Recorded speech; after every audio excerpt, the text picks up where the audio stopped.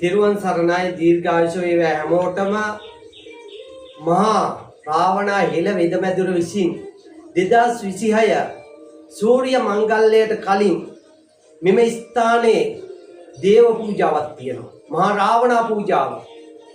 ඒ රාවණා පූජාවට තමන්ට සහභාගී වෙලා තමන්ගේ සර්වාංගයේ තියෙන සියලුම ලෙඩදු ඒ මොහොතේම සුවපත් කරගන්න ඔබට අවස්ථාවක් වුණ තියෙනවා.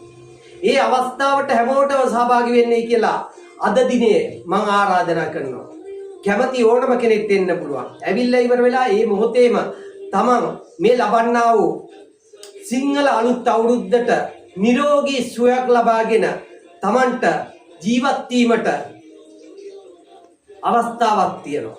මේ අවස්ථාව ලබා ගන්න එන්න මෙම ස්ථානෙට ඇවිල්ලා මහා දේව පූජාවට ඔබටත් සහභාගී වෙන්න පුළුවන්. සහභාගී වෙලා තමන්ගේ සර්වාංගයේ තියෙන ලෙඩදු ඒ මොහොතේම සුවපත් කරගෙන යන්න පුළුවන්.